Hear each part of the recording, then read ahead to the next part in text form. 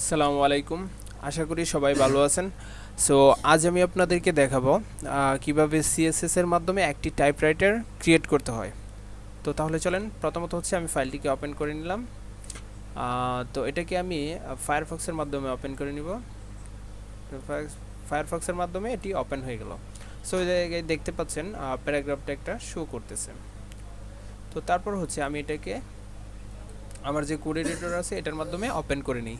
তো ওপেন করে নেওয়ার সাথে সাথেই দেখতে পাচ্ছেন এই জায়গায় একটা ডিভ আসছে এবং দেন হচ্ছে ডিভের ভিতরে একটা প্যারাগ্রাফ ট্যাগ আছে। তো তারপর হচ্ছে আমি এখন এটার যে সিএসএস ফাইল আছে এটার ভিতর সিএসএস অ্যাপ্লাই করব। সো এই জায়গায় আমি কিছু সিএসএস এই জায়গায় লিখে রেখেছি। তো প্রথমত হচ্ছে কি করছি, প্যারাগ্রাফের ওভারফ্লো হিডেন করে দিয়েছি, display invalid box, white space, no wrap, letter spacing 1 pixel, text transform upper case, font family দিয়ে দিলাম। তো তারপর এটার উইডথ হচ্ছে 0 দিয়ে দিব এবং একটা অ্যানিমেশন নিব, নাম দিব টাইপ এবং এটা 3 সেকেন্ড ধরে চলবে, ইনফিনিটি দিয়ে দেব। তারপর হচ্ছে একটা কে ফ্রেম নিব। কে ফ্রেম হচ্ছে অ্যানিমেশন দেওয়ার জন্য যে এটা হচ্ছে কে ফ্রেম। কে ফ্রেমস দেন হচ্ছে এই জায়গায় হচ্ছে নামটা দিয়ে দেব, টাইপ যে নামটা নিয়েছি অ্যানিমেশনের, দেন হচ্ছে এটার ভিতরে 0%, 10%, 100% দেওয়ার পর আমি এটার ভিতরে উইডথ দিয়ে দেব হচ্ছে 0 CS। তারপর এটা নিচে এসে জাস্ট এই জায়গায় 70%, 90% দিয়ে তারপর হচ্ছে এটার উইডথ দিয়ে দিব হচ্ছে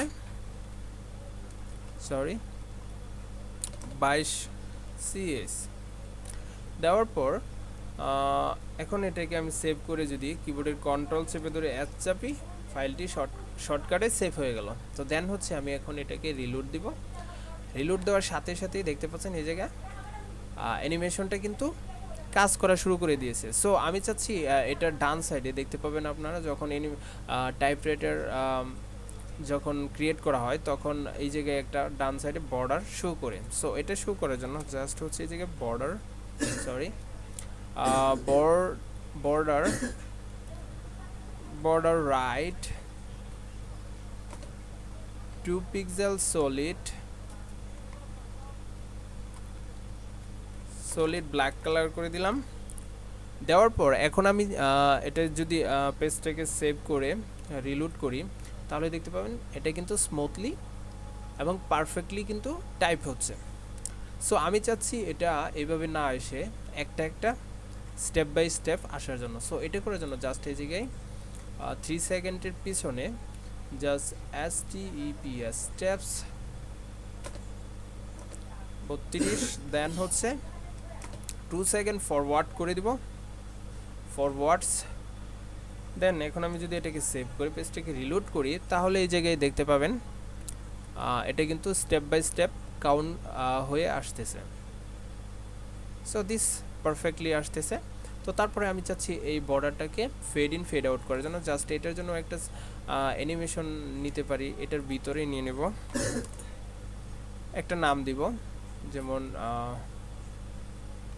ব্ল্যাঙ্ক, দেন হচ্ছে 0.5 সেকেন্ড,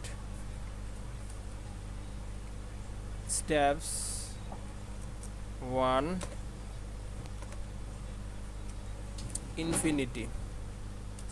ইনফিনিটি দেন এটা দেওয়ার পর আমি এটার নিচে অ্যানিমেশনটা দিয়ে দেব। অ্যানিমেশনটা নেওয়ার জন্য কে ফ্রেমস আইডেন্টিফায়ারের জায়গায় হচ্ছে নামটা দিয়ে দেব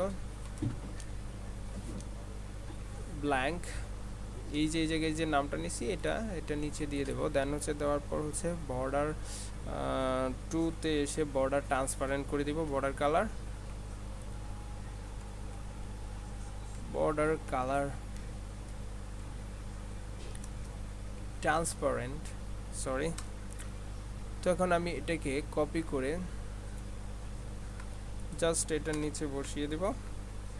তারপর আমি এই জায়গায় 50% করে দেব, অর্থাৎ 50% আসার পর এটা কি হবে, বর্ডার কালার ব্ল্যাক হয়ে যাবে। ট্রান্সপারেন্ট থেকে ব্ল্যাক করে দিলাম। এটা দেওয়ার পর আমি জাস্ট এটার নিচে আরেকটা নেই ফ্রম, দেন এই জায়গায় হচ্ছে ফ্রম দিয়ে দেব। ফ্রম দেওয়ার পর এটা ট্রান্সপারেন্ট হয়ে যাবে। দেন হচ্ছে কিবোর্ডের কন্ট্রোল চেপে ধরে এস চাপবো, ফাইলটি সেভ হয়ে গেল। তো এখানে আমি যদি পেজটাকে রিলোড করি তাহলে দেখতে পাবেন এটা কিন্তু ফেড ইন ফেড আউট হচ্ছে এবং পারফেক্টলি কিন্তু টেক্সটগুলো কাউন্ট হচ্ছে টাইপ আকারে। সো আশা করি সবাই বুঝতে পেরেছেন কিভাবে অর্থাৎ সিএসএস এর মাধ্যমে একটা টাইপরাইটার ক্রিয়েট করতে হয়। তো এভাবে আপনি খুব সহজে সিএসএস এর মাধ্যমে একটি টাইপরাইটার ক্রিয়েট করতে পারেন। সো আশা করি সবাই বুঝতে পেরেছেন এবং সবাই সুস্থ থাকবেন, ভালো থাকবেন। আল্লাহ হাফেজ।